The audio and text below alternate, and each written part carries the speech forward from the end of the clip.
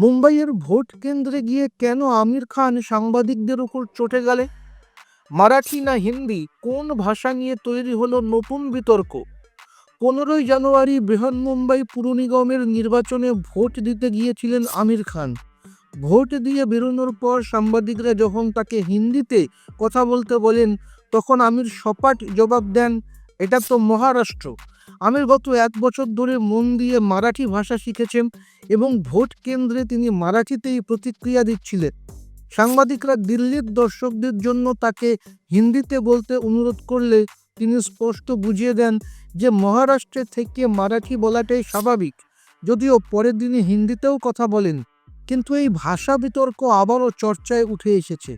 মহারাষ্ট্রে মারাঠি ভাষাকে প্রাধান্য দিয়ে আমির কি সঠিক কাজ করলেন? আপনি কি মনে করেন এই ব্যাপারে? কমেন্ট করে আপনার মূল্যবান মতামত দিন। ভিডিওটি ভালো লাগলে লাইক করুন, শেয়ার করুন এবং সিনে দুনিয়ার আরও খবর পেতে সাবস্ক্রাইব করুন এই চ্যানেল। আপনার নিজের জন্য বা নিজের ব্যবসার জন্য পার্সোনাল বা বিজনেস ওয়েবসাইট তৈরি করতে চান, অথবা তৈরি করতে চান আধুনিক মোবাইল অ্যাপ? কোথায় যোগাযোগ করবেন, কিভাবে শুরু করবেন বুঝতে পারছেন না? যোগাযোগ করুন নিচে দেওয়া ফোন নাম্বারে। আপনার সমস্ত প্রশ্নের উত্তর পাবেন এখানেই।